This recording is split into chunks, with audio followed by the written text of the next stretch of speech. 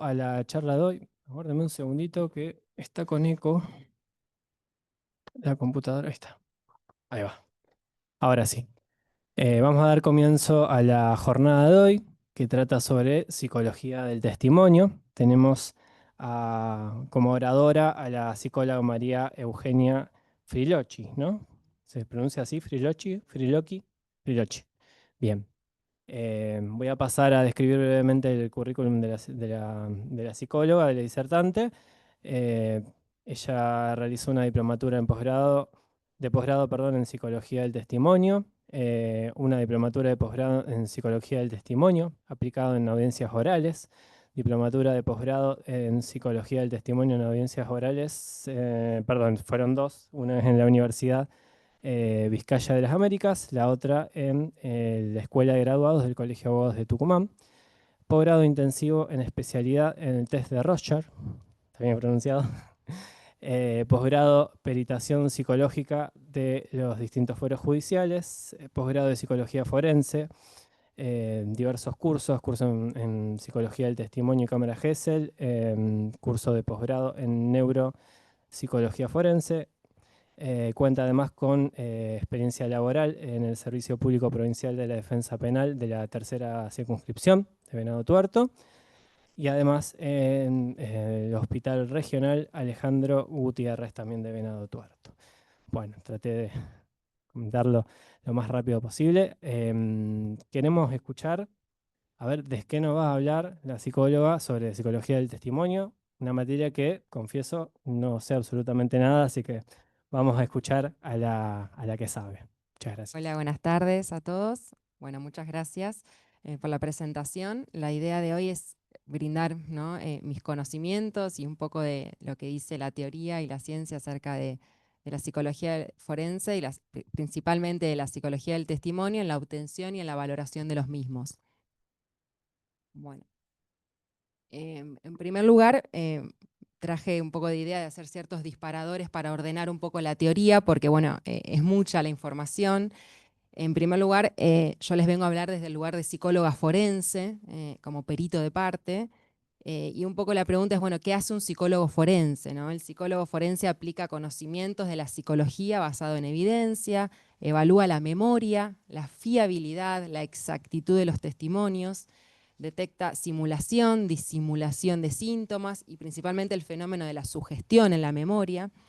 También elabora pericias psicológicas y metapericias, que es una de las cuestiones que hoy voy a abordar como una herramienta que los peritos tenemos para ofrecer, ¿no? a los abogados. Y asesora a los abogados en estrategias probatorias.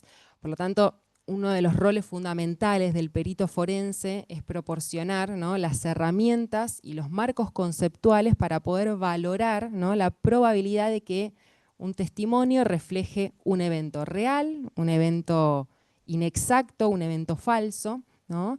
Analizando los factores que influyen en la memoria. Y van a escuchar la palabra memoria todo el tiempo porque justamente es el objeto de estudio y de interés de la psicología del testimonio. Hasta la actualidad, ¿no? existe método alguno científico que permita valorar la mentira, por eso nos encontramos con esta dificultad. Y hay que entender que la herramienta que aporta la psicología del testimonio es valorar la calidad y la exactitud. Qué tan fiable, ¿no? Qué tan creíble, esta palabra es un poco compleja, es la memoria del sujeto ¿no? que está declarando. Me interesa hacer esta pequeña diferencia en relación a la psicología clínica y a la psicología forense, eh, porque si bien, a ver, todos parten de la raíz que son, ¿no? es la psicología, ¿no? la rama, pero es una subdisciplina en donde trabaja de manera muy distinta, ¿no? en el área clínica que en el área forense, es decir, en los juzgados, en el ámbito jurídico, se trabaja muy distinto que en la clínica, en el espacio de terapia, ¿no? que más de uno, ¿no? seguramente conoce.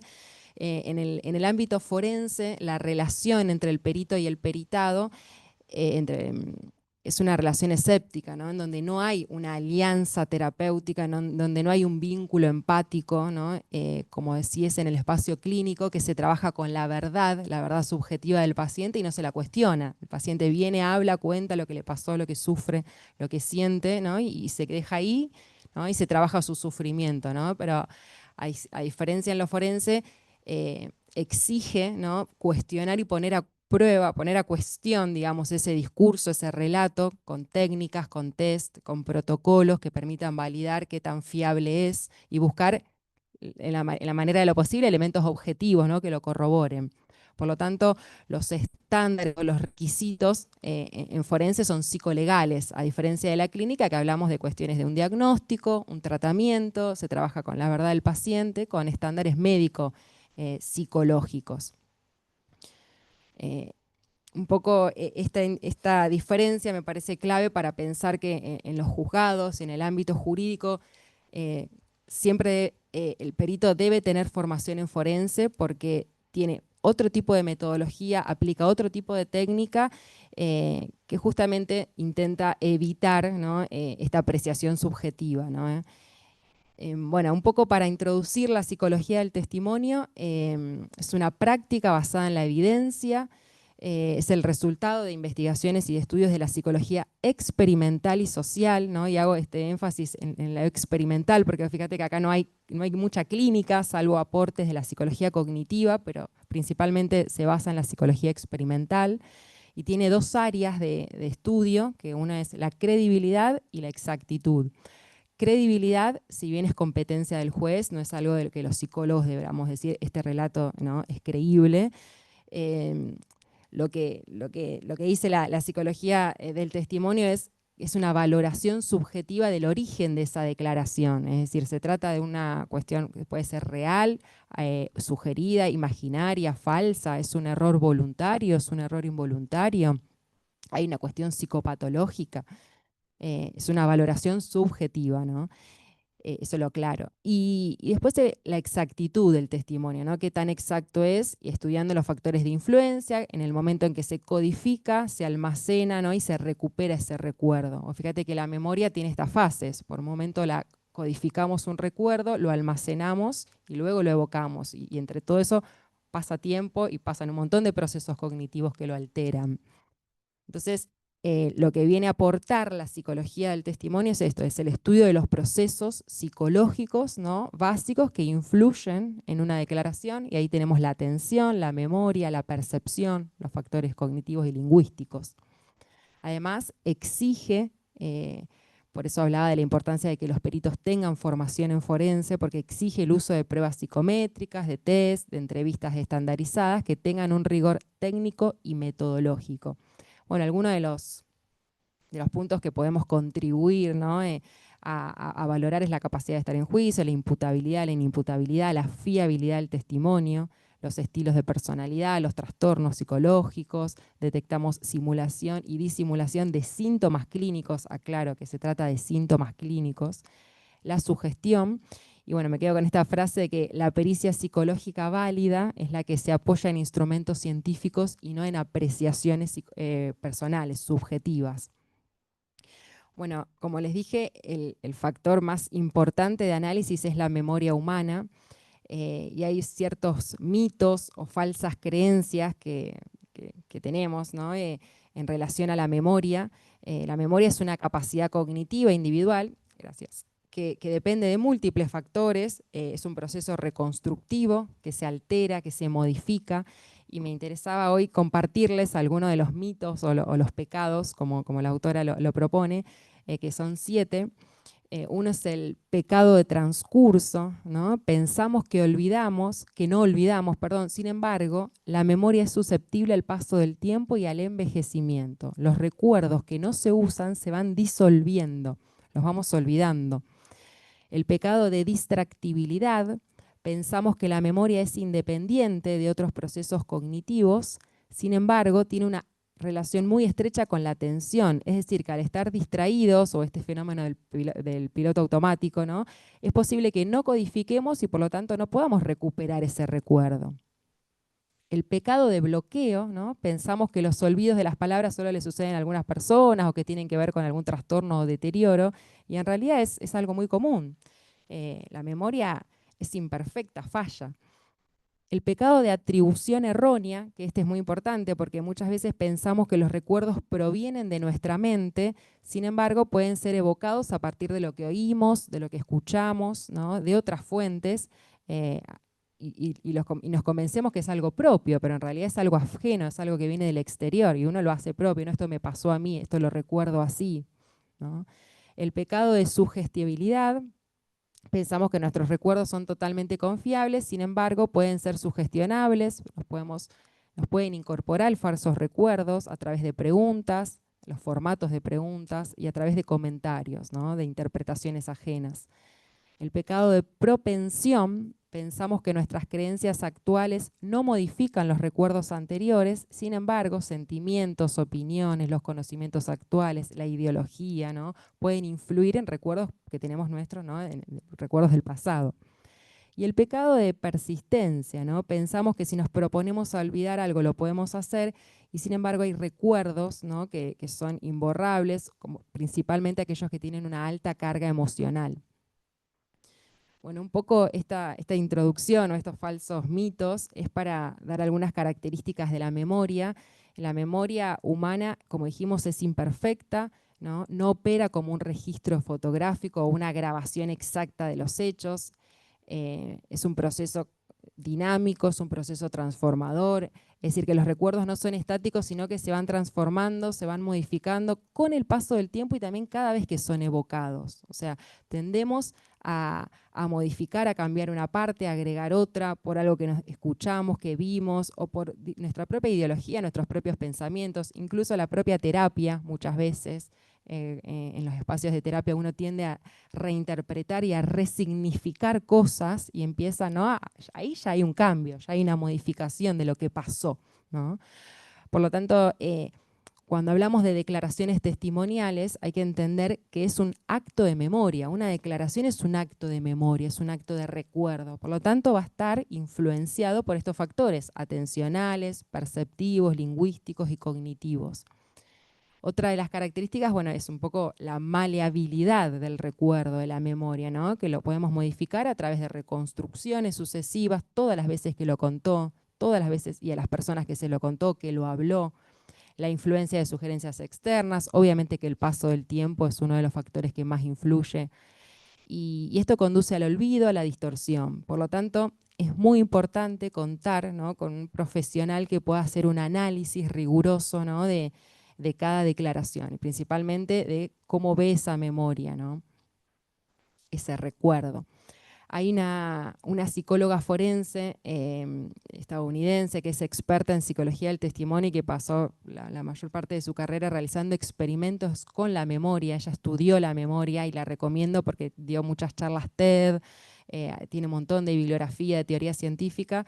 Y hablo de científica porque justamente ha realizado muchos experimentos, entonces gran parte de su teoría se basa en experimentos. Y ella dice, la memoria funciona como una página de Wikipedia. Puedes entrar allí y cambiarla, pero también otras personas pueden, ¿no? Es una frase fuerte. Y un poco ella se basa en experimentos que ha realizado con personas jóvenes y adultos, en donde un poco las conclusiones que llega es que la forma de preguntar, ¿no? Cambia la intensidad del recuerdo. Es decir, por ejemplo, ha mostrado videos de autos que chocan y dice, bueno, a ver, ¿a qué velocidad iban los autos cuando chocaron? ¿A qué velocidad iban los autos cuando se estrellaron? ¿O a qué velocidad iban los autos cuando se tocaron? Y las respuestas son totalmente distintas, aumentando justamente la intensidad.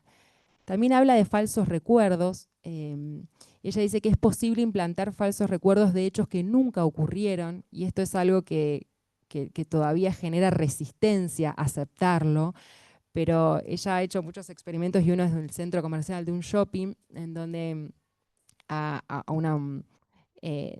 un grupo de jóvenes se les comenta en complicidad con sus familiares, ¿no? Fueron experimentos que también la familia aceptó, ¿no? Colaborar.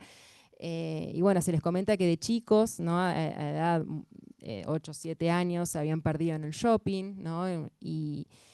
Y bueno, la familia esto lo asevera, dice que fue así, y bueno, ¿qué recuerdas de eso? Y empiezan a recordar y dice, sí, recuerdo, me acuerdo que la pasé muy mal y que una chica me ayudó, ¿no? Y empiezan a armar unas historias, ¿no? Y esto nunca aconteció, ¿no? Entonces, un poco la influencia, ¿no? Del entorno, de algo que puede ser muy probable, porque quien no se perdió alguna vez en algún sitio, ¿no? Puede generar una falsa memoria.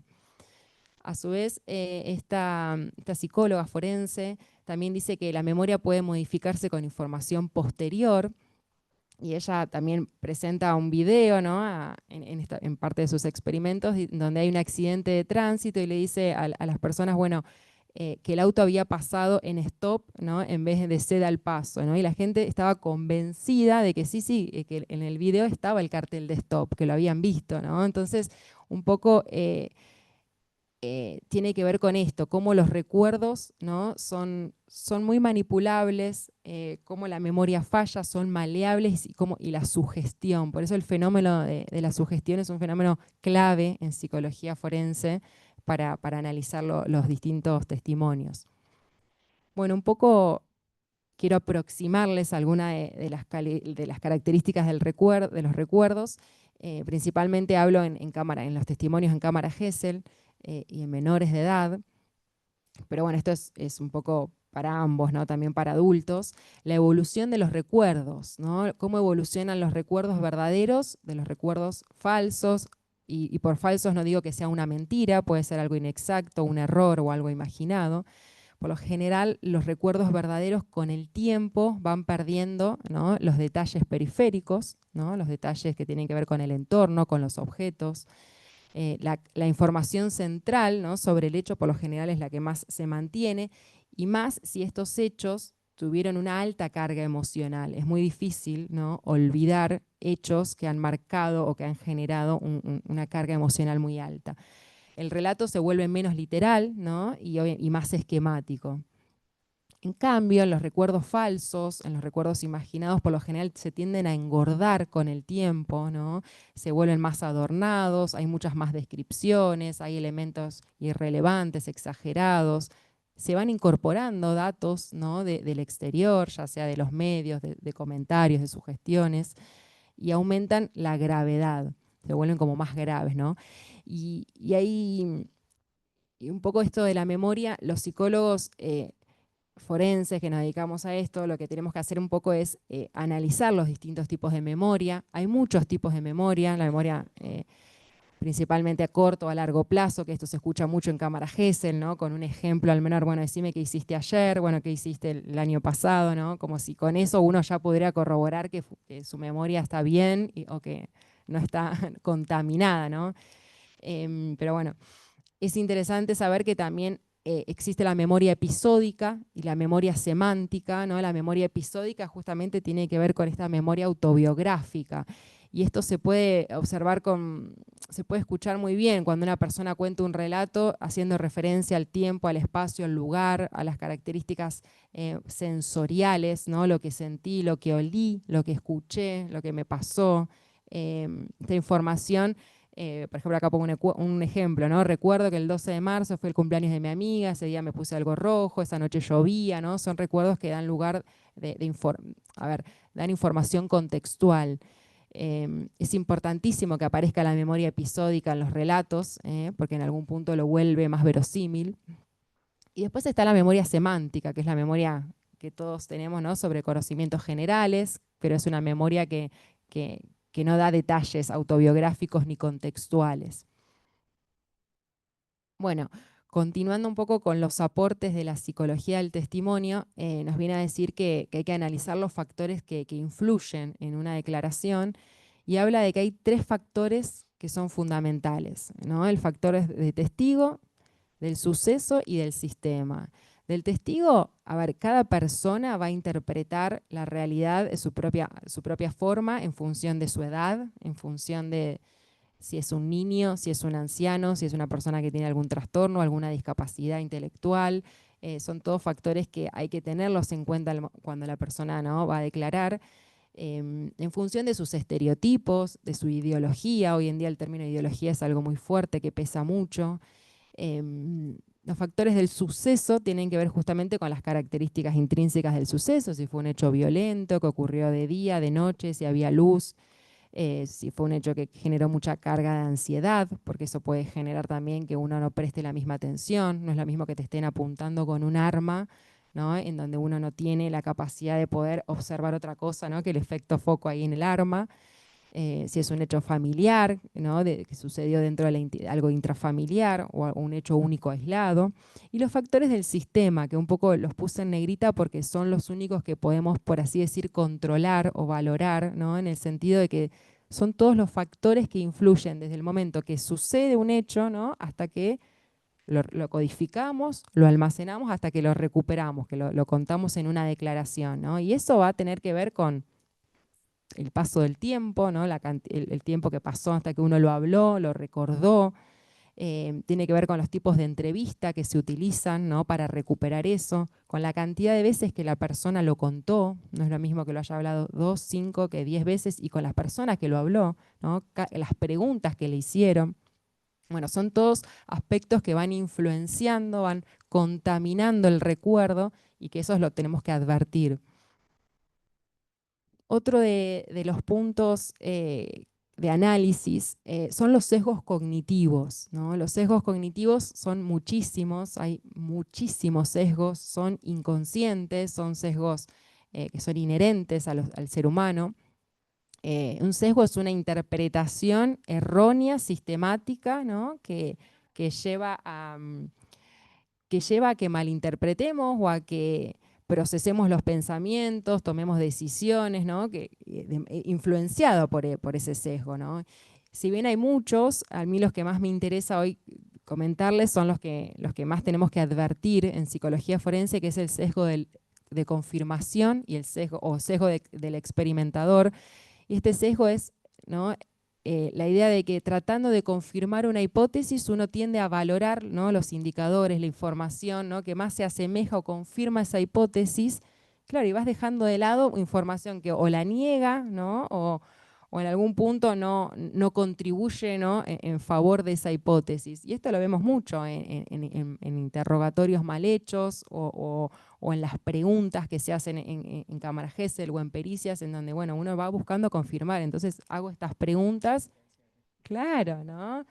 Eh, y bueno, y el sesgo de representatividad, que es otro muy clave, que también son los dos que más se observan, ¿no? En las prácticas forenses, que es la probabilidad de que algo ocurra en base a cuánto se asemeja, ¿no? O a nuestras creencias previas, ¿no? O cuánto representa, ¿no? Nuestras maneras de pensar. Y esto por ahí, por ejemplo, se dan entrevistas, por ejemplo, en casos de violencia de género, ¿no? En donde la presunta víctima declara y, bueno, se angustia o hay silencios. Y bueno, dice, bueno, entonces esto pasó, es muy creíble porque lloró, ¿no? Y bueno, a ver, eso es un sesgo. Hay personas que procesan de otra manera, hay personas que hacen un acting, hay personas que tienen determinada psicopatología o determinada forma de ser que lleva a actuar o no actuar. Esto no es por desacreditar, sino que también hay personas que lo cuentan sin angustia y eso no quiere decir que no ocurrió, ¿no?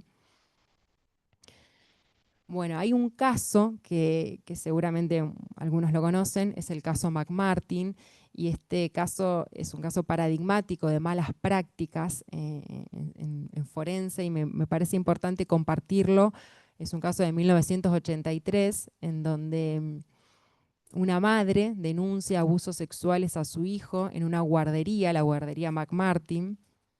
Y este caso fue increíble, digamos, para los que nos interesa la psicología forense, porque a partir de esta denuncia, el propio jardín, la propia guardería empieza a mandar cartas a las distintas familias, eran más de 200 niños que fueron entrevistados, bueno, un poco para que la familia averigüe qué pasó, si había pasado algo similar. Y se empiezan a hacer interrogatorios, ¿no? Una especie de cámara Gesell a los niños, estamos hablando de niños preescolares, en donde se empiezan a preguntar hechos y era llevado a cabo por profesionales que no eran psicólogos y que no tenían formación en cómo entrevistar a niños. Y claro, los métodos eran muy sugestivos, eran preguntas que generaban mucha presión, preguntas cerradas, ¿Y qué se obtuvo? Niños que empezaban a hablar de cuestiones muy fantasiosas, hablaban de que se hacían rituales satánicos, de que había túneles por debajo del jardín, de que a veces por los momentos volaban en globos, ¿no? Pero no era uno, eran muchísimos niños que empezaron a dar relatos sumamente fantasiosos y esto generaba realmente una cuestión de que no se podía creer el poder de imaginación, pero los profesionales, que en ese momento creo que eran una especie de trabajadores sociales los que llevaban a cabo la entrevista, claro, hacían preguntas cerradas, le mostraban también los muñecos anatómicos, ¿no? que muestran los genitales, entonces ¿dónde te tocó? Te preguntaban, ¿te tocó ahí? Entonces, claro, los niños sí, sí. Y bueno, este fue un proceso judicial que duró 7 años, fueron 7 las personas que en ese momento fueron denunciadas, los docentes, y dice que fue uno de los más largos y más costosos de Estados Unidos. Pero ¿qué pasa? Ninguno fue condenado, o sea, no hubo pruebas objetivas, incluso los testimonios resultaron poco fiables. Esto marcó un precedente porque en algún punto vino a decir que la memoria infantil es altamente vulnerable a la sugestión, puede generar falsos recuerdos, sobre todo las formas en que se pregunta, los tipos de preguntas, las preguntas cerradas, forzadas, las preguntas de sí y no, acá o acá, ¿no? Acá o allá. Son preguntas que tienden, ¿no?, a generar una respuesta y los niños también tienen esta capacidad de ser muy condescendientes, de decir que sí por querer agradar, por vergüenza. Y bueno, y esto generó sesgos confirmatorios, ¿no? Hubo un trabajo con sesgos por parte de los profesionales porque iban a buscar una única hipótesis, ¿no? Además, la presión mediática y social también demostró que influye mucho en los procesos judiciales. Y este caso marcó un precedente porque impulsó el desarrollo de la entrevista que actualmente se utiliza a nivel internacional, que es el protocolo Niche, que es el protocolo para realizar entrevistas en cámaras Gesell de sospecha de abusos y violencia, que es el único ¿no?, que está basado en la evidencia científica y que es la referencia que tenemos hoy en día a nivel internacional. El protocolo Niche es hoy en día la guía de buenas prácticas de UNICEF, ¿no? Lo recomienda, Argentina aplica, no todas las provincias, eso doy fe, sé que en Santa Fe sí, pero bueno, es un caso muy interesante de malas praxis, de malas prácticas. Bueno, ¿cómo valoramos un poco estos testimonios a partir de lo que fuimos hablando? Y es, en primer lugar, hacernos la pregunta, ¿no? Yo cuando hablo en plural, pero me refiero a los peritos, ¿no? Peritos psicólogos forenses. Cuando escuchamos un relato, es pensar, ¿se trata de un error? ¿Se trata de una mentira? ¿No? Hay una cuestión, ¿esta persona tiene la capacidad de mentir? ¿No? Hay que analizar la información contextual. Por eso es tan importante entender que los peritos deben acceder al expediente, hay que leer todos los informes que hay, tanto psicológicos de la escuela, del jardín, los informes de asistente social, todas las veces que declaró el niño, en qué momento se da la develación, ¿no? A quién se lo contó primero, por qué surge, qué pasa con la familia, ¿no? Los padres se estaban separando, en qué proceso están. Y bueno, ir descartando, ¿no?, todas las hipótesis incorrectas que no tengan una corroboración objetiva. Les traigo esta pregunta que es muy interesante porque tenemos muchos psicólogos forenses, bueno, alemanes, de Estados Unidos, de España, que han acercado han creado mucha teoría interesante para pensar por qué son incorrectas las declaraciones, ¿no? Porque por lo general es verdad o mentira, mintió o no mintió, y no se reduce a eso. Justamente este autor alemán lo que nos viene a decir es que una declaración puede ser incorrecta de manera voluntaria, es decir, que hay una intención, ¿no? Hay una cuestión deliberada de mentir, ya sea para perjudicar a una persona, para escapar de una situación, para evitar un daño, para obtener un beneficio, ¿no? Pero también está la otra parte, una declaración puede ser incorrecta de manera involuntaria, es decir, más inconscientemente hablando, ¿no? Y esto por lo general es lo que más sucede, ¿no? Es lo más corriente, por así decir.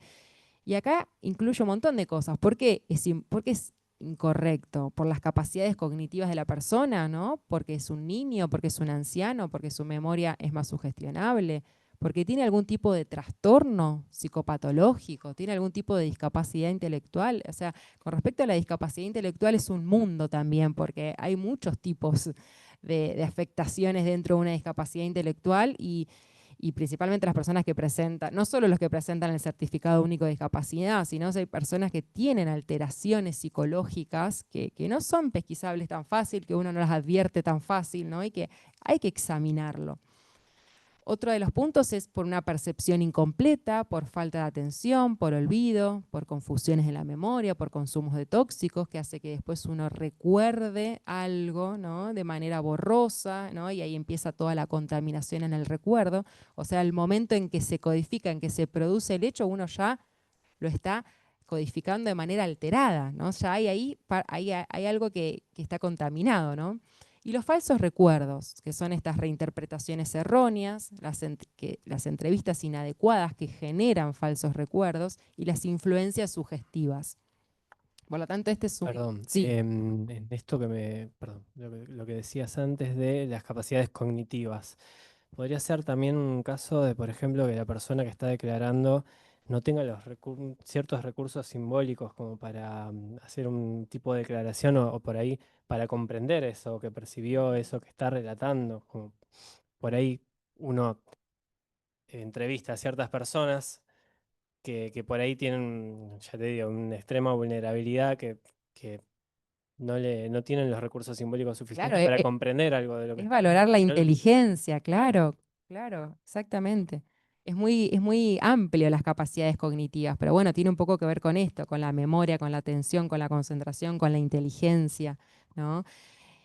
Bien, les comparto, digamos, este marco metodológico, por así decir, en donde siempre ante un caso tenemos que tenerlo presente y tenemos que, los peritos, ver las opciones que podemos descartar. Los peritos no vamos a confirmar una hipótesis, claro, pero sí buscamos descartar a partir de las evidencias que vamos encontrando, de los indicios. Y bueno, partimos de una hipótesis principal, ¿no? Que el relato del menor, del niño, niña, adolescente, corresponde a una experiencia vivenciada, también de adultos, en este caso. Y acá, bueno, obviamente es porque hay prueba objetiva que lo demuestre, porque hay una pericia médica, ¿no? Que lo acredita, hay videos, hay fotos, ¿no? Entonces ahí podemos plantear esta hipótesis.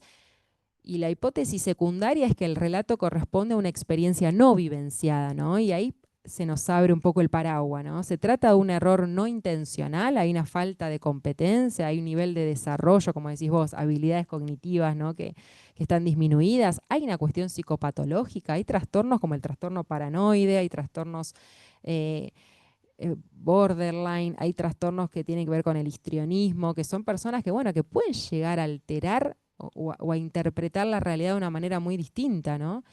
Em, Después ahí están los errores inadvertidos, que tienen que ver justamente con esto, con fallas en la percepción, en la memoria, y los falsos recuerdos, ¿no? Que tiene que ver con un poco lo que hablamos, las entrevistas, la información post suceso. Y bueno, después está la mentira deliberada, ¿no? Que sí, que existe, hay personas que tienen la capacidad, ¿no? Y la moral, ¿no? Para mentir y para armar un discurso, un relato muy sólido. Por lo tanto, este método, ¿no? de falsación de hipótesis, usted dice, bueno, ¿por qué tantas hipótesis? Bueno, un poco de eso se trata, de trabajar con el método de Karl Popper, ¿no? Un poco de la teoría es científica, una teoría es científica si puede ser falsada, ¿no? Es decir, que el uso de hipótesis es la base de todo trabajo científico, ¿no? Y si bien siempre está la polémica, bueno, la psicología no es ciencia, pero bueno, intentemos acercarnos lo más que podemos al trabajo científico, trabajemos con hipótesis y justamente la psicología forense proviene de la psicología experimental, entonces tenemos que abordar las hipótesis. Esta perspectiva de trabajar con hipótesis evita que las evaluaciones se basen en intuiciones, en creencias personales, en apreciaciones subjetivas, en teorías no testeables, ¿no? Y busca que las conclusiones tengan un sustento lo más científico posible, que puedan ser reproducidas y auditadas por otros profesionales. Y esto es un tema porque es muy llamativo y es muy difícil que en la psicología varios profesionales opinemos lo mismo. Por lo general vemos un informe con una interpretación, otro informe con otra interpretación, nunca nos ponemos de acuerdo, y más cuando se trata de psicólogos clínicos y los psicólogos forenses, porque trabajamos de distinta manera. Entonces un poco de decir, bueno, reproduzcamos y que esto a ver, se replique y a ver si obtenemos los mismos resultados. Entonces, un poco el trabajo con hipótesis nos viene en algún punto a ordenar un poco esto. Bueno, ¿esto lo puedo descartar o no lo puedo descartar? Esto. Y minimizar el sesgo, ¿no? Por lo tanto, las hipótesis, ¿no? Es una definición, son afirmaciones que se someten a prueba para buscar, ¿no? Para explicar un determinado fenómeno, buscando las evidencias que tengamos a favor y las evidencias que tengamos en contra. Y esto hay que plasmarlo, y bueno, y el juez decidirá, ¿no? Pero un poco de eso se trata, de ir recolectando toda la información que vaya más a favor de uno o más a favor de otro. Bien, y para ir cerrando con el tema de las hipótesis, estos autores estadounidenses, alemanes y principalmente hay mucho aporte de psicólogos forenses españoles que nos vienen a decir, bueno, siempre trabajemos con una hipótesis principal e hipótesis alternativas, ¿no? La hipótesis principal, ¿no? Son con esto de que las alegaciones contra el acusado son válidas, ¿no? Y muchas profesionales se quedan ahí y van y buscan de manera sesgada todo lo que pareciera que encuadra, entonces voy por ahí. Pero ¿qué pasa con las otras hipótesis, no? ¿Por qué no plantear otras preguntas que, insisto, no lo vamos a confirmar? Eso el juez después decidirá y tomará sus propias conclusiones, pero la idea mínimo es que consideremos 5 hipótesis, no son las únicas, puede haber muchas más, pero en primer lugar, considerar estas alegaciones son válidas, pero el niño ha sustituido al culpable por otra persona, o sea, ¿se puede tratar de otra persona? Las alegaciones son válidas, pero el niño, ya sea por iniciativa propia o debido a la influencia de otras personas, ha inventado alegaciones adicionales. O sea, hay una parte que es verdad, pero después la engordó, la exageró, agregó por distorsión, no siempre tiene que ser por su propia voluntad, de manera consciente, ¿no? O deliberada. La tercera hipótesis, ¿el niño ha sido orientado o presionado para que haga una alegación completamente falsa? ¿Hay alguna interferencia? ¿Hay alguna motivación? ¿Hay alguna influencia de otro adulto, de otra persona? La cuarta, ¿el niño ha hecho una alegación falsa por motivos personales o venganza? Acá sí ya hablamos de una persona que tiene la capacidad, ¿no? Para crear una mentira y sostenerla. Y la quinta es que el niño ha fantaseado las alegaciones posiblemente por problemas de índole psicológico, ¿no? Y acá, bueno, incluye toda esta cuestión psicopatológica, ¿no? De trastornos, de cuestiones que tienen que ver con, como vos decís, con factores de la inteligencia, ¿no? O si hay alguna cuestión más bien del orden de la discapacidad intelectual. Bien. Bueno, continuamos con esto que me interesaba compartirles, que quizá muchos de ustedes lo conocen, pero en psicología forense, específicamente en psicología del testimonio, nos marcan ahí un punto un norte, son los criterios Dobert, ¿no? Son los criterios de admisibilidad de la prueba pericial. Estamos hablando de prueba pericial en lo forense. Estos criterios surgen en Estados Unidos en 1993. La familia es una familia Dobert que denuncia a una farmacéutica, se llama Merrill Dow. Es un caso muy interesante porque a partir de acá, ¿no? Esta familia, ¿qué pasa? Esta familia compra una medicación y esto genera en una madre que estaba embarazada malformaciones congénitas, es decir, a partir de esa medicación genera supuestamente para la familia malformaciones bueno, en el bebé que estaba en la panza. Por lo tanto, la familia Dover denuncia a la farmacéutica, pero ¿qué pasa? Los peritos, ¿no? Que intentaban determinar este nexo causal entre el medicamento y las malformaciones, digamos, no prosperó porque no hubo manera de acreditar ese nexo, ¿no? La farmacéutica justamente objetó que esas pruebas no eran aceptadas de forma general por la comunidad científica y se volvió paradigmático este caso porque a partir de ahí se crearon, ¿no? Se impulsaron estos criterios de admisibilidad de la prueba en donde el juez, ¿no? Tiene un rol protagónico, ellos le dicen el guardián de puerta de esta prueba, que entra y que no. Y justamente estos criterios lo que buscan es garantizar que la prueba pericial sea válida, sea confiable, sea pertinente, ¿no? Y evita que ingresen, ¿no? En el proceso judicial informes subjetivos y sin respaldo. Estos criterios Dobert son 4. Uno es, el principal es la verificabilidad de la hipótesis, es decir, la hipótesis debe someterse a prueba. La revisión de pares, es decir, que la metodología haya sido publicada y controlada por la comunidad científica, la metodología que utiliza esa prueba. Conocer la tasa de error, es decir, cuáles los límites, los alcances, que existan estándares de aplicación. Y 4, que tenga respaldo de la comunidad científica. La verdad que esto es muy interesante que lo tengamos como referencia. Obviamente que Argentina estamos lejos. Ojalá algún día se pueda cuestionar un poco más o, trabajar, o que haya más discusión forense en relación a esto. Eh, Estos criterios se utilizan en Estados Unidos, en Nueva Zelanda, en Canadá, en Australia, y si bien y son referencia también en España. Bueno, ¿qué pasó? Digamos, ¿cuáles son los beneficios de estos criterios? Es que transformó la valoración de la prueba científica, otorga mayor responsabilidad al juez y se aplica tanto en las ciencias duras como en las ciencias sociales y en psicología. Y esto es un gran aporte que trajo a la psicología forense porque justamente los informes se les empezó a exigir mayor rigor, ¿no? Mayor rigor técnico, metodológico, que sean técnicas válidas, replicables, que se conozcan los límites, las tasas de error de las técnicas, para evitar justamente esto, informes subjetivos, informes sin sustento, sin rigor. En psicología hay muchísimas técnicas, seguramente muchos lo ven en las pericias psicológicas, pero bueno, no todas las técnicas tienen sustento científico, no todas las técnicas están validadas en Argentina, ¿no? Porque en algunos países pueden tener sus propios baremos y las validan, pero acá no. Y es importantísimo conocer, ¿no? Qué técnicas son las que son válidas, qué técnicas son las que tienen un estudio por detrás, ¿no?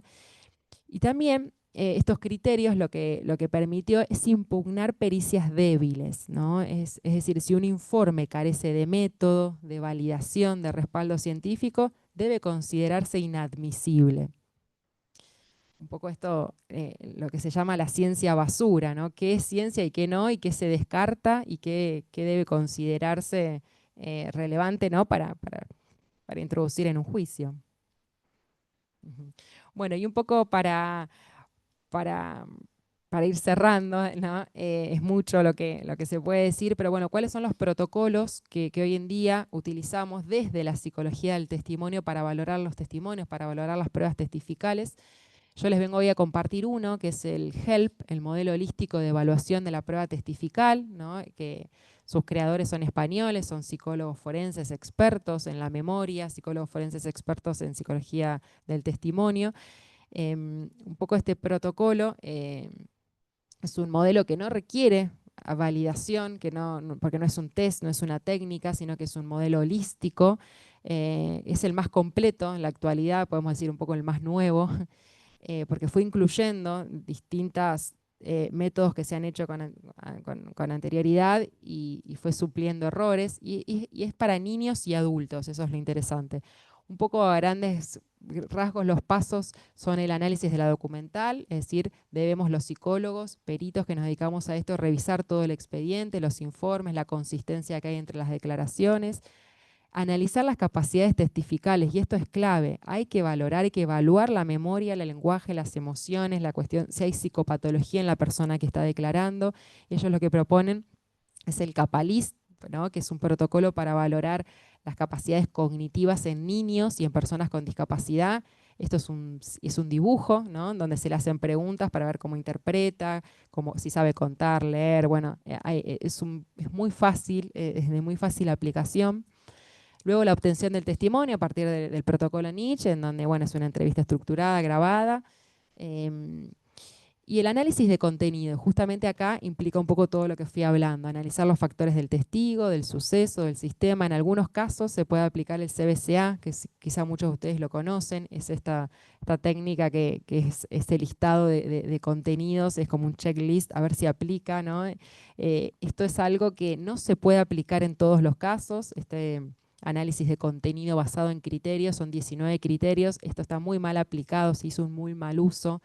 El CBCA solo se puede aplicar en niños menores que no tienen conocimiento de experiencias sexuales, no se puede aplicar en adolescentes, es un uso muy limitado, pero lamentablemente hoy en día vemos informes que dicen tiene este criterio, este criterio, este criterio, incluso tampoco hay un baremo de cuántos criterios tiene que tener para que sea considerado creíble. Y bueno, hay una valoración integral, ¿no? A partir de lo que dijimos, las capacidades cognitivas, el contexto, falsear hipótesis. Y la finalidad es aportar un marco científico y objetivo para la valoración de los testimonios. Bueno, estas son algunas de las preguntas que nos hacemos para valorar la calidad de los informes periciales. Bueno, alguna de las preguntas es, bueno, ¿el perito cuenta con formación, la formación académica pertinente? Perdón. Tiene formación de posgrado en forense, y aclaro lo del posgrado porque en la Facultad de Psicología, en la carrera de grado, no se da este tipo de información y todos los estudios son de posgrado y principalmente de afuera, porque tampoco hay en Argentina mucha formación en esto. Em, el informe presenta una estructura adecuada y adaptada al objeto de pericia. Esto es para valorar informes periciales, ¿no? ¿Ha descartado hipótesis alternativas? Observamos que hay sesgos. ¿Es correcta la metodología empleada? ¿Están validadas las técnicas? ¿Son pertinentes al objeto de estudio? Porque también esto, vemos muchos informes que se hacen con técnicas que no están evaluando esos indicadores, ¿no? Entonces, observamos técnicas gráficas, dibujos, el test de la persona bajo la lluvia, la casa, árbol y persona, y después nos dan unos resultados que vos decís, pero si esta técnica no evalúa esto, ¿no? Y los abogados no tienen por qué saber esto, pero por eso son importantes que nos hagamos estas preguntas. Bueno, ¿son válidas las conclusiones a las que arriba? ¿Se pueden replicar? O sea, si yo tomo este test y vos lo tomás, ¿llegamos al mismo resultado o pensamos totalmente distinto, ¿no? ¿Se conoce la tasa de error de las técnicas? Justamente esto que yo hablaba del CBCA, que es este listado de criterios, tiene una tasa de error del 30%. O sea, esto es muy grosso, es muy grueso. Entonces, bueno, esto no se, es muy limitado su uso. Bueno, la teoría técnica está aceptada por la comunidad científica. Un poco estas preguntas vienen también a partir de los criterios Dobbert. Y para ir cerrando, un poco lo que me interesa hoy compartirles son las metapericias, que son estos contrainformes, ¿no?, periciales que analizan informes psicológicos previos. Es una herramienta que contamos los peritos forenses para asesorarlos, para hacer un análisis riguroso del expediente, de los informes previos. Se basa en los principios de la contradicción, de la crítica y del control, ¿no? Busca garantizar la objetividad y principalmente busca detectar y valorar errores, ¿no?, técnicos y metodológicos en pericias. Busca controlar la calidad científica de los informes y favorecer el debate científico. Por lo tanto, brinda argumentos teóricos para cuestionar o para impugnar, por así decir, pericias. Hay una psicóloga forense latinoamericana de Colombia que redactó una estructura de la metapericia, ¿no? Ella dice que, bueno, tiene que tener los datos de identificación, de qué informe vamos a analizar, en qué contexto se hizo, los aspectos que vamos a analizar del informe, realizar un análisis técnico y metodológico, ¿no?, de ese informe, valorar la consistencia y la validez, ¿no?, a partir de las limitaciones, los aciertos, las cuestiones que estamos a favor también o que coincidimos, ¿no?, los sesgos que advertimos, si vemos errores, y hacer una síntesis, ¿no? Esto es un ejemplo de una estructura de metapericia. Por lo tanto, la metapericia, ¿no?, para ir cerrando, lo que hace es analizar la validez de las conclusiones de un informe psicológico previo, ¿no? Evalúa la metodología, las técnicas, los resultados obtenidos y la concordancia con la teoría científica, e identifica los déficits técnicos, metodológicos, los sesgos, también si esta persona, este profesional, trabajó o no con hipótesis alternativas. Bueno, un poco me interesaba dejarles este concepto de metapericia, o a veces algunos le dicen contrainforme, ¿no?, pero es algo mucho más que un contrainforme, porque no vamos en contra, ¿no?, sino aportamos un análisis mucho más riguroso. Y bueno, es interesante el aporte que hacen todos estos profesionales dedicados al estudio de la ciencia forense, porque no existe, no hay una normativa, no tenemos reglamentado cómo se debe hacer un informe, cómo se debe valorar un informe. Hay un vacío, ¿no?, en cuanto a a la reglamentación, a los estándares de cómo se deben ser, ¿no?, los informes. Entonces es interesante que poder tomar, ¿no? Esto lo digo en Argentina puntualmente, no tenemos una referencia. Por eso la psicología del testimonio, bueno, un poco nos viene a decir, existe este protocolo, ¿no? Hay que analizar las hipótesis, hay que analizar o si hubo un trabajo sesgado, hay que trabajar los factores que pueden haber influido en la memoria y principalmente las características, ¿no?, de la memoria, del sujeto, de las capacidades cognitivas. Así que bueno, espero que haya resultado útil. Bueno, antes que nada te dejamos que tomes un poco de Sí, por agua favor. porque fue una disertación larga, realmente fascinante. Nos ha introducido a un mundo que por lo menos yo prácticamente no conocía, así que siempre es interesante este tipo de charlas. Y bueno, me imagino que debe haber un montón de preguntas, o al menos en la red de preguntas. A ver, vamos a analizar acá.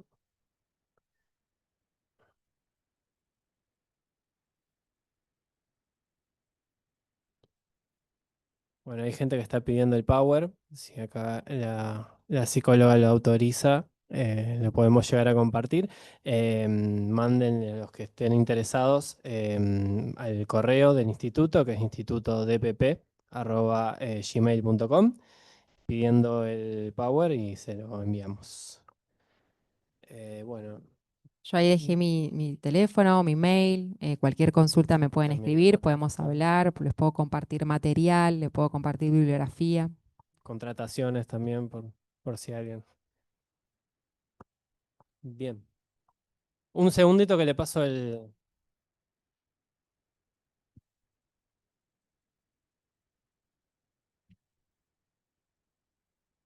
¿Qué tal? Buenas noches. Muchísimas gracias. Mi nombre es Lorena, yo soy psicóloga, también me estoy formando hace muchos años en forense. Gracias, Anto, porque acá con la doctora trabajamos mucho en cámara Gesell. Me llevo tanto conocimiento de hoy. Te quiero preguntar, ¿cómo se hace para administrar parte de estas técnicas en una audiencia de una cámara Gesell? Cuando nosotras llegamos, la víctima está declarando y nosotras tenemos que escuchar y hay un espacio donde tenemos que hacer una pregunta. Tenemos muy poco material como para preguntar. ¿Cómo hacemos para administrar esto? ¿Cómo hago yo, por Claro, ejemplo? vos te referís como perito de parte. Exactamente, sí, sí, yo trabajo acá con la doctora como perito de parte, entonces, más allá de hacer todo este recorrido, de leer el expediente, cotejar, leer todos los informes, tengo colegas que se han lanzado al trabajo en forense y me ha dicho, yo no hice nunca nada, yo no puedo creer, no puedo creer, porque yo me empecé formando en la facultad, después hice cursos por fuera, ahora estoy haciendo mucho online con gente de afuera, es cierto que acá en el país no hay mucho, pero a lo que apunto es a esto. Lo que tenemos en la audiencia es el relato de la víctima. Entonces, cuando nosotras llegamos, yo escucho todo, voy armando mis hipótesis sobre la marcha. En ese espacio donde sale la entrevistadora a preguntar, ¿tienen ustedes preguntas? Y nosotros, bueno, ¿qué hacemos? ¿Qué decimos? A veces a mí como perito me permiten preguntar, otras veces no.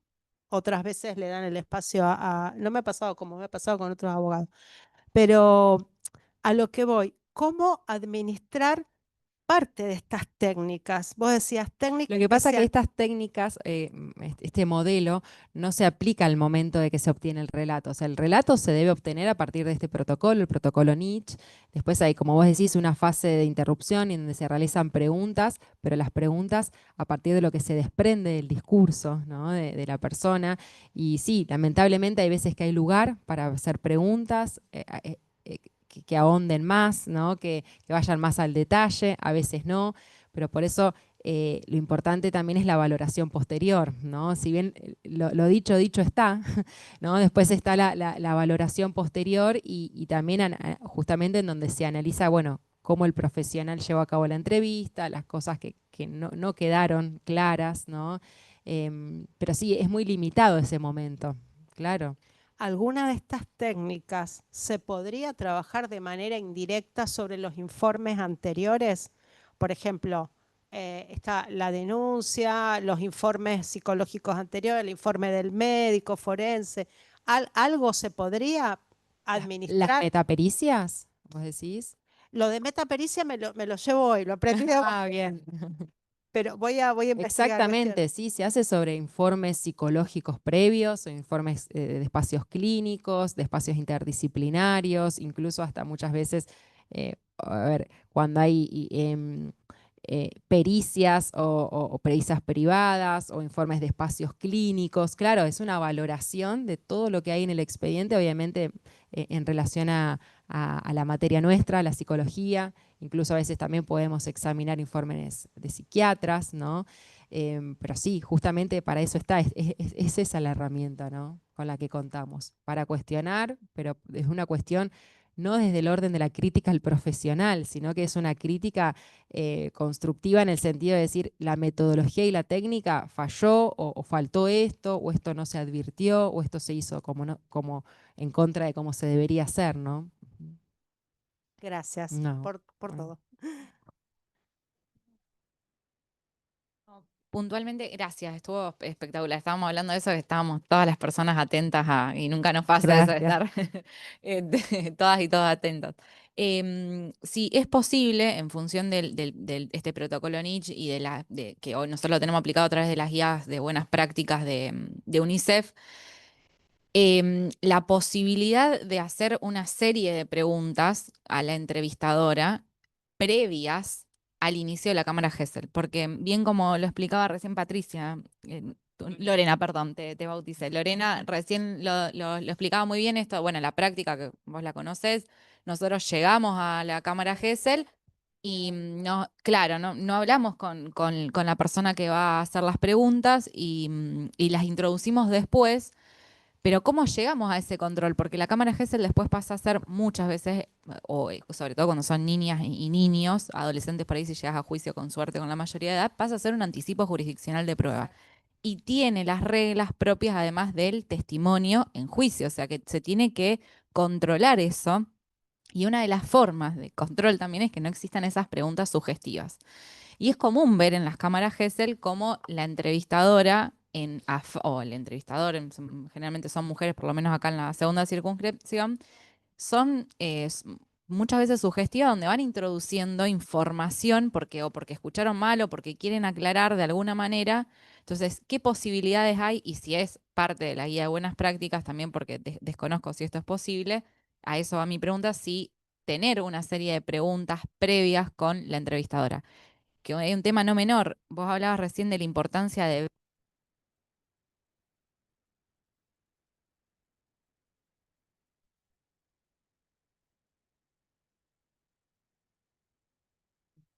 los sesgos que puedan haber, que muchas veces nosotros llegamos a la cámara Gesell sin una audiencia imputativa. Y entonces las evidencias todavía no fueron mostradas, entonces vos no tuviste acceso al legajo penal.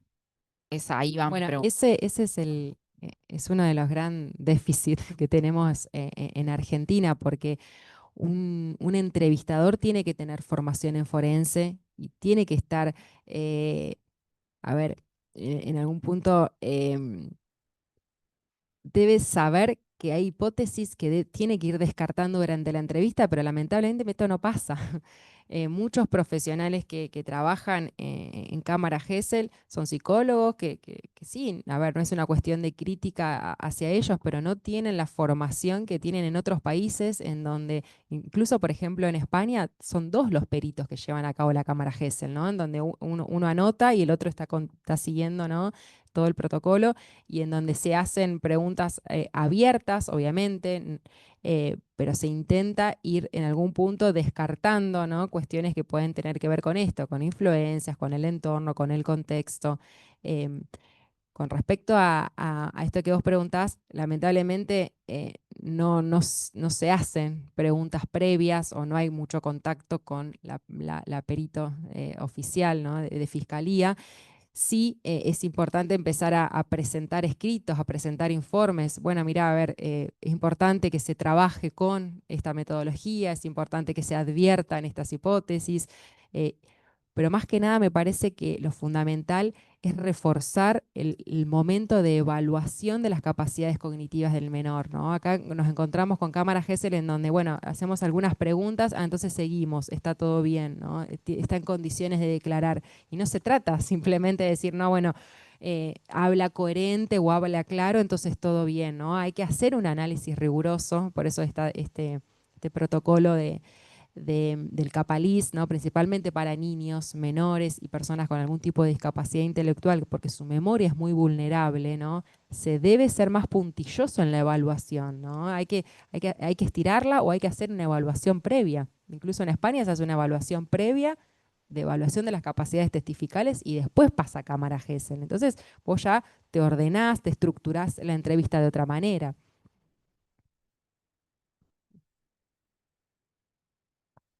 ¿Qué tal? Buenas noches. Quería consultarte tu opinión, porque me quedé con esto que decías de las metapericias. Eh, por lo que tengo entendido, a partir de este año, creo yo, no sé si el año pasado también, hay algunas causas donde la Fiscalía realiza cámara Gesell sobre testigos, sobre niños, niñas, adolescentes, también víctimas, pero después, por algún criterio que desconozco, no piden que se confeccione un informe psicológico al respecto. Quería saber tu opinión al respecto. Y también esto, agregar que sé que se está empezando a sostener algún criterio por parte de algunos jueces que rechazan la posibilidad de que un abogado, defensor en nuestro caso, ofrezca para el juicio un informe de perito psicólogo. De valoración del De testimonio. valoración, Claro. exactamente, porque entienden que no corresponde que un psicólogo les venga a decir cómo tienen que valorar ese testimonio, que ellos lo pueden hacer por su propia experiencia. Claro, que eso es todo un tema, porque justamente cuando yo hablaba de la credibilidad, ¿no? En la guía de buenas prácticas de UNICEF lo que dice es que no se debe valorar credibilidad porque eso es algo que le compete al juez. Y nosotros un poco lo que venimos a corregir es esta falsa creencia de que estamos valorando credibilidad. Nosotros lo que estamos valorando a partir de este protocolo HELP y de todos los aportes de la psicología del testimonio es la fiabilidad, ¿no? La exactitud de esa memoria, de ese recuerdo. Entonces, un poco es que vemos después en la práctica, informes en donde se hace una descripción textual del relato en cámara Gesell. Algunos profesionales empiezan a hacer una descripción, bueno, es un relato coherente, claro. Algunos ponen un poco más, un poco menos. ¿Y de dónde sacan estos criterios? Del CBCA, que justamente es este listado de 19 criterios, ¿no? En donde que si hay más criterios supuestamente es más creíble, si hay menos criterios es menos creíble, pero no nos dicen nada, ¿no? Está orientado en tiempo de espacio, su discurso es claro, coherente. em, entonces, un poco es, o hacemos una transcripción del relato o hacemos una valoración integral, ¿no? Porque poner a medias también confunde, porque da cuenta de que, claro, como es claro, es coherente y está ubicado en tiempo y espacio, pareciera que todo lo que dijo es creíble, ¿no? Es verosímil. Entonces, un poco, para mí, ¿no? Y un poco en la referencia que tengo de colegas y de todos los profesionales que me formé en España, y bueno, es hacer una valoración integral como perito privado, ¿no? de lo que se obtuvo en cámara Gesell, y que lo ideal sería que los peritos oficiales, los peritos que trabajan en fiscalía, hagan una valoración de las capacidades testificales, una valoración de todos estos componentes, ¿no? y de lo que se puede descartar o no en cuanto a las hipótesis.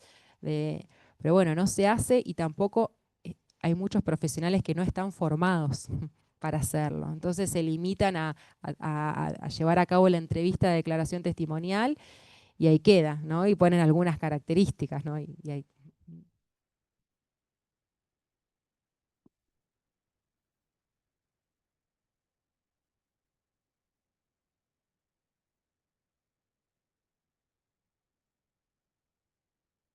Tiene hambre, le va a hacer.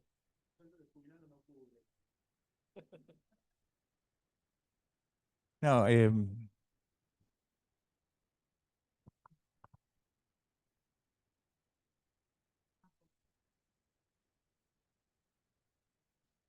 Sí.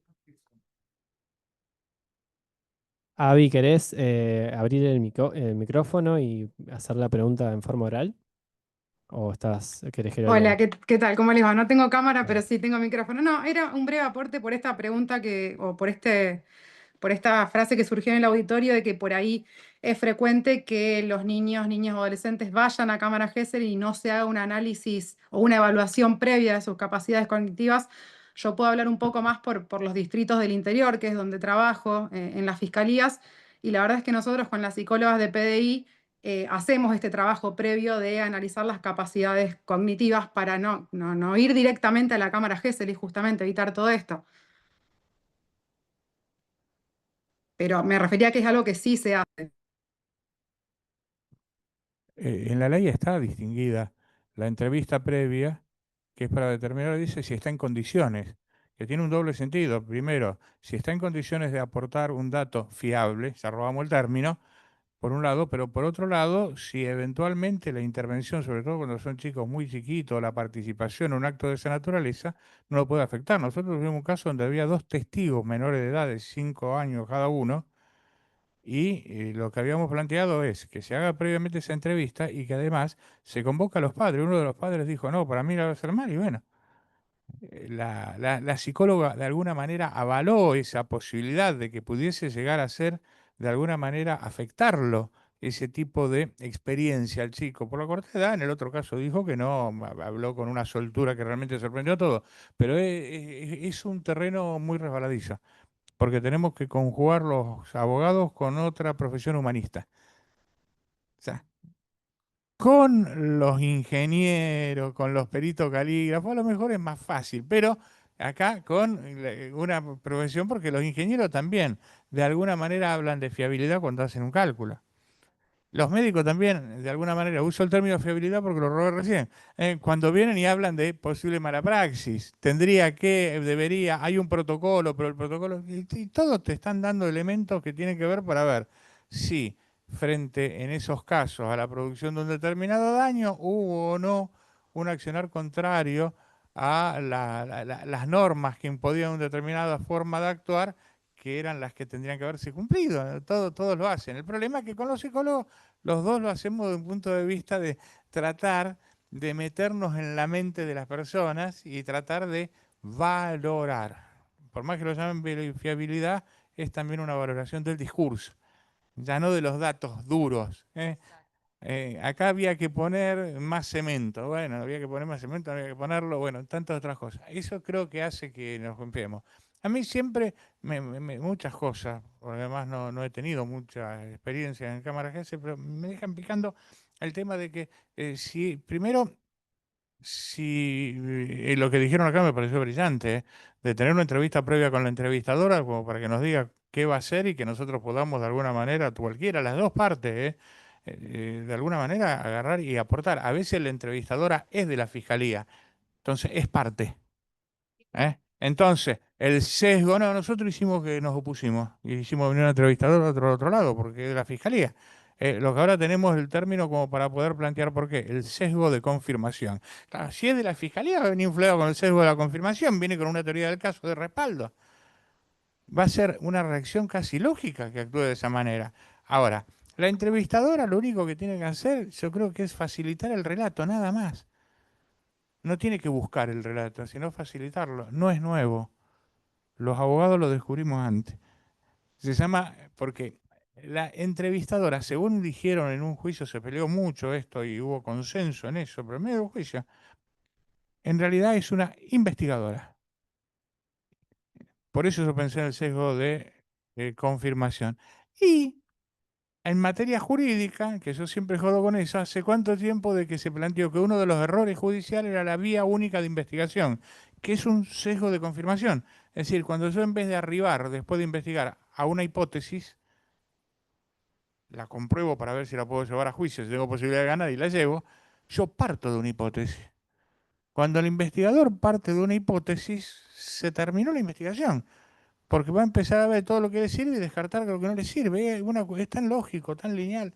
Entonces, la entrevistadora tendría que tener en claro por lo menos eso, no debe lograr que el chico recuerde lo que le dijeron que dijo y ahora no lo está diciendo. Debe darle la posibilidad de que él recuerde lo que recuerda.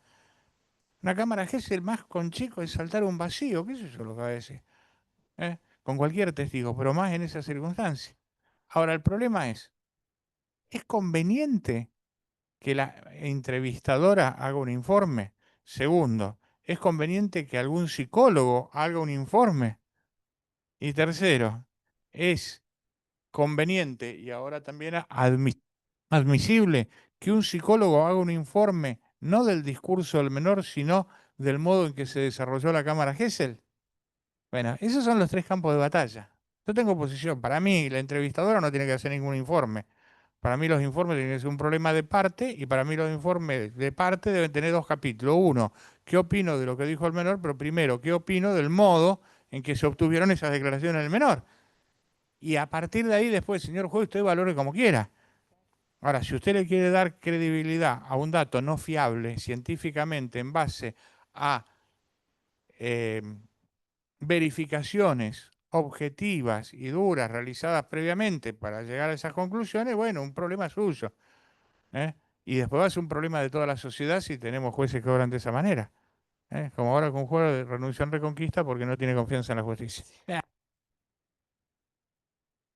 Eh, le agradecemos. Bueno, le agradecemos a todos los asistentes, a los que vinieron presencial, a los que están por Zoom, sobre todo a la disertante que se vino desde Venado Tuerto a hablarnos, así que le agradecemos el viaje. Y bueno, los invitamos a participar como siempre el martes que viene a esta misma hora y por este mismo canal. Y que nos va a dejar el cuadrito, la Ah, y los, presentación en sí, PowerPoint los para que que lo tomemos junto con necesiten la charla. o quieran el PowerPoint lo Eso. piden al correo electrónico que pase en el chat. Muchas gracias, Raúl, por invitarme.